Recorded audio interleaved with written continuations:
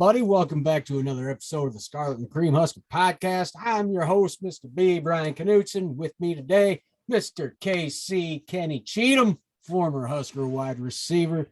Kenny, we got Minnesota coming up, and it's in Minneapolis, 3-2.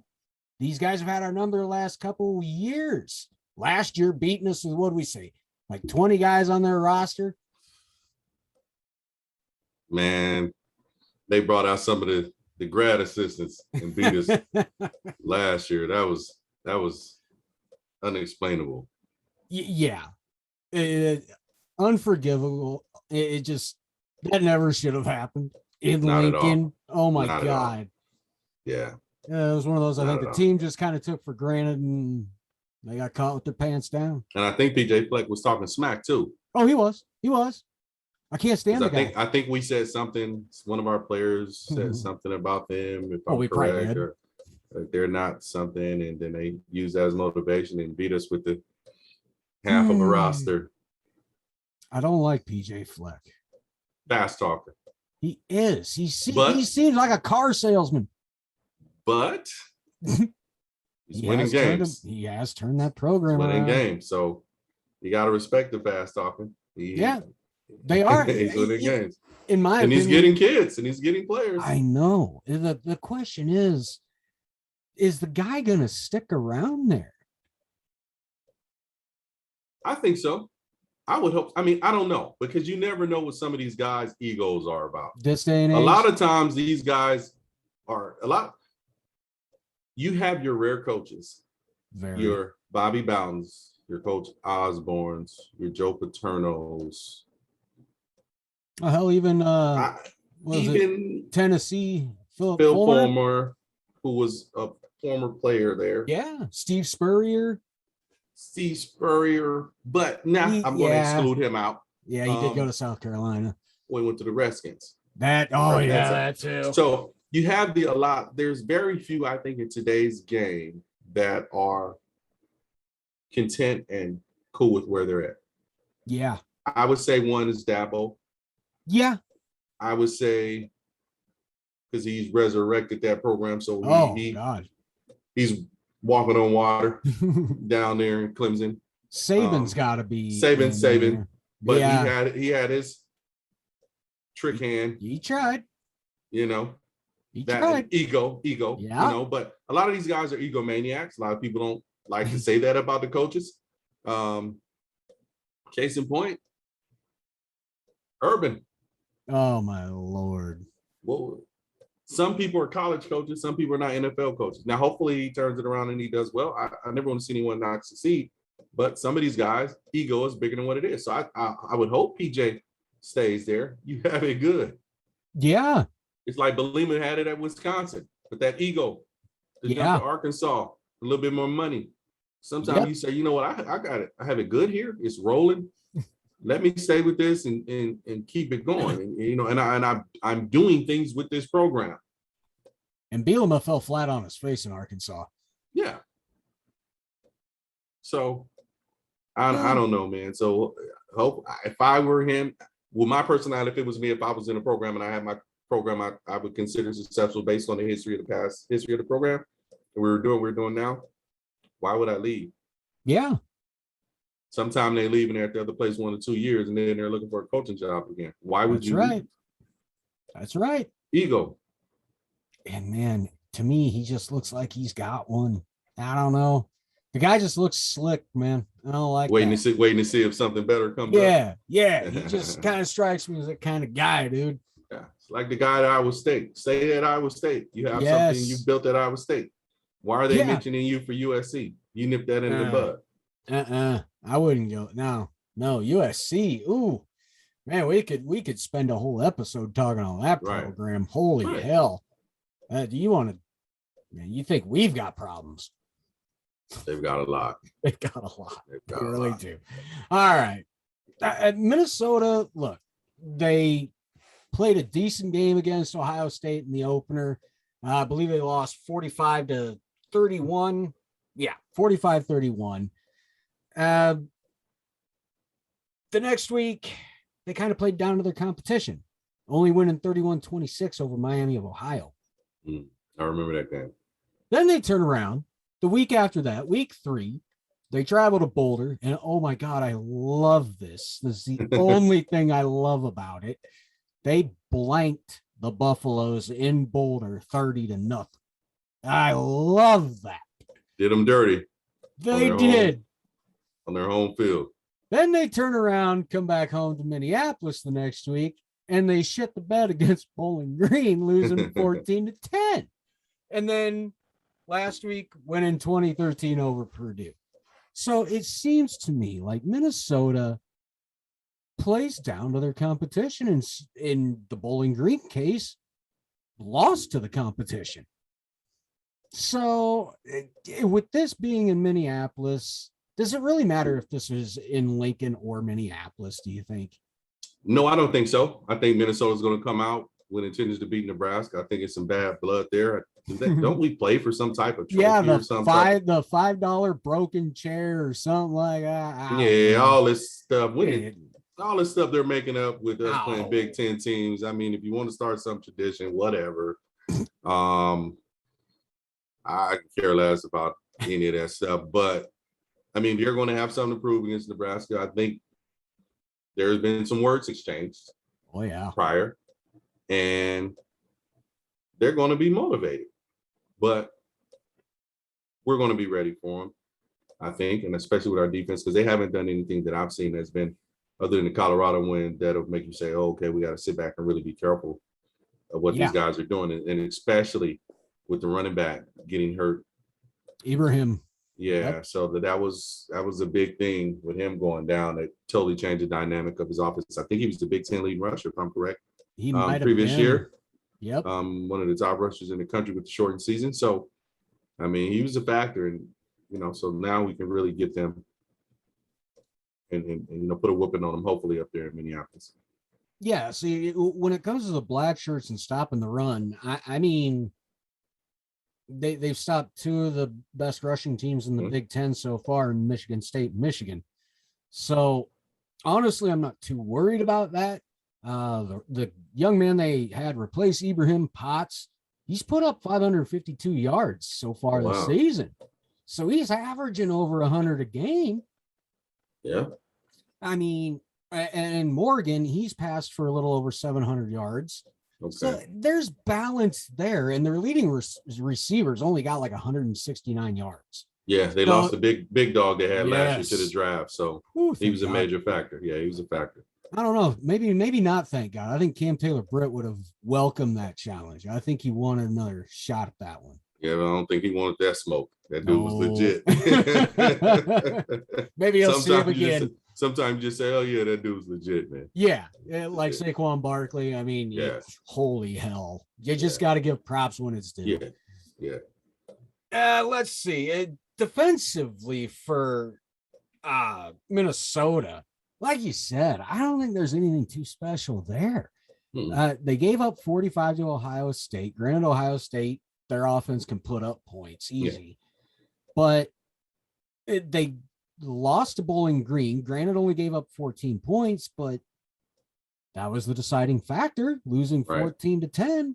Right. And I think that was Minneapolis too. Yeah. Yeah. And they did blank Colorado, but that's personal preference. I'm so fucking glad they did. I don't care. And then Purdue, they only allowed 13 points. With our offense, and it'll come down to making these second half adjustments.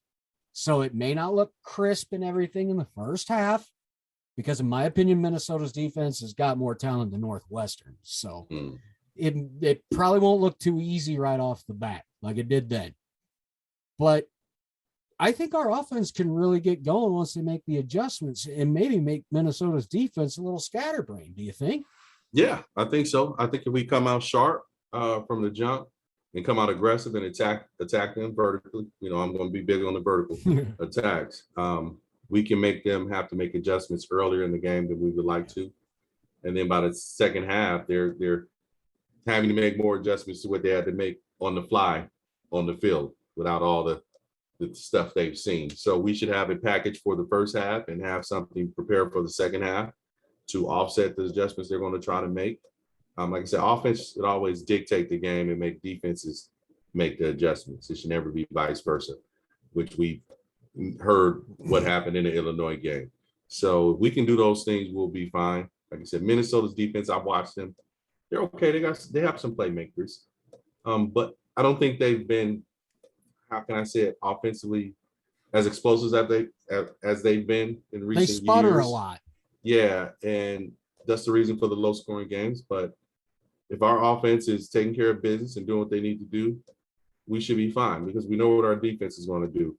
And if they put it in the quarterback's hands and make them one-dimensional, semi-one-dimensional, not give up the big plays, then we got a chance. I mean, we have a chance to win. My only worry, I think, with this is what I have seen throughout this season with our defense. The only chink in the armor that I could see are those little dip and dunks over the fucking middle. Right. Minnesota's going to do that. That's a part of their offense. They love dip and dunking over the middle. Are we going to have to start putting somebody like, say, Henrich or even Doman back as a spy in that middle just to take that away? But if we do that, are we kind of screwing ourselves looking to the outside? Yeah, I think so. I think we need to have someone, or not on it every play, but at least have the awareness to know, because other teams are going to do it on us because they've seen the other teams have success against us on it. You saw Michigan, Buffalo did it, Fordham, Oklahoma. Everybody has, because we've cut off the deep balls. Yeah. So if you're continuing to cut off the deep passes, you know it's coming. So you should be prepared for it. Exactly. So defensive lineman, get your hands up. If you want that rush, if you're watching the quarterback, get that hands up, bat that ball down. Perfect example, I saw J.J. Watt do a play this past Sunday. I know we're talking about J.J. Watt. We're talking about all-pro, probably most surefire Hall of Fame player. But what I'm saying is he was engaged with the guy. He knew he couldn't get him, but he was looking at the quarterback. And the moment he went to throw, he put his hand up, batted the ball down. It was like on the fourth down. Change of possession. Yes. You know what I mean? I literally watched him. And I've seen him going in, and he's watching. And as soon as he did it, boom, batted the ball down. I mean, so we can do that. We can disrupt some of those short passes, intermediate passes, but they got to be preparing for that, training for that. On top of that, you get pressure on Morgan and force him into that errant throw, or force him to have the pocket collapse on him, and we swat the ball loose. Right. Our defense has shown that they can force turnovers. They did it against Michigan State's quarterback Thorne. They did it against Michigan's quarterback who hadn't thrown a pick all season. And granted, Tanner Morgan he's thrown picks, but I mean, I'm not even going to bother looking it up. I guarantee he has. So he's not going to bother with how many. But our defense really this year has had a resurgence, especially forcing the turnover. Right. In this game,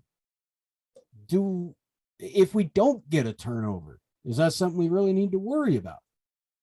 I don't think so. Because when we get them, are we capitalizing on all the turnovers, or are we just getting possession, running plays, and then turning the ball back over to them via punt? So if they're getting us points all the time, let's say how other teams looked at us when we had, who was the quarterback a couple of years ago under Ronnie? That he was a pick six. Horrible. He was a touchdown for the other team, or something like that every play. Yeah. So transfer from Tulane. Yeah, they were factoring in a good 6 points. That our offense was giving up to them. So I mean, man, I got through a lot of pick sixes. Woo! Unbelievable. Yeah. It was amazing. So I mean, I just think if we don't get the turnovers, our defense is good enough to hold them, and sustain and make them punt so we can get the ball in our offense hands. And on the opposite side of the ball, our offense, all right, we've talked about the one thing, the one time. With how sporadic Minnesota's been this season, should we really have to worry about it coming down to the one thing? I would hope not. I would hope not, man. I mean, we should be able to put this game away if our offense is clicking early enough and sustain the lead by the way our defense is playing and walk out of there with a W. But we shouldn't go down to the wire, and we shouldn't have we shouldn't be on the edge of our seats waiting for that mistake to happen. That has to end. Yeah. That has to end. I agree 100%. Yes, it would be great going into the fourth quarter, knowing that even in the most monumental meltdown, we couldn't give this one away. I mean, it don't have to be Northwestern, but to be up by, maybe 3 scores going into the fourth, I'd be happy. Right. I'd still be sitting there, not screaming or anything. I'm going to be quiet because shit has happened. Yeah. We've seen it happen. In HD, in OLED. Oh my God. Crystal clear 4K, you sons of bitches. Oh my God. So Adrian, I mean, can he get out of his head for this game on the road? I mean, Michigan State didn't bug him with the crowd noise, really. It had more effect on the offensive line than anything. So does Adrian come in maybe with a little chip on his shoulder and hopefully not try to do too much? I think so. I hope so. To get himself back rolling to where he was playing. Like I said, he played a good game. A couple throws, every quarterback misses throws. There was a couple reads he missed, which we've been saying all year. Can't make every throw, but there was a couple I thought potentially big ones he missed. But then it's that moment that makes us have this conversation of, can he get it out of his head? Preach it. If we don't have those moments, we're not having those conversations. I know. We're not having those conversations. Like, bro, let's go all the way back to the first show. I tell no lies. Like I told you and Frankie and Matt, it's like me as a Cowboys fan, born and raised with Tony Romo. When is it going to happen? And I have to say that because once we got Dak, I said, it's not happening. Finally. Like my mom said, just get it the hell over with early. Yeah. I'd rather you get it over with early than at that point of the game. Get it out of the way. Get it out of the way. It's like, okay. And if you're a boxing fan, like I am, if you know Felix Trinidad is, you would know Tito, one of the greatest boxers ever, very seldom got knocked down. But once he got knocked down, you said he got it out of the way. He's going to get up and beat the stuff out of this team. Get it out of the way. Let's go, man. So we do have to have that moment, man. Let's have it in the first quarter. Let's be done with it.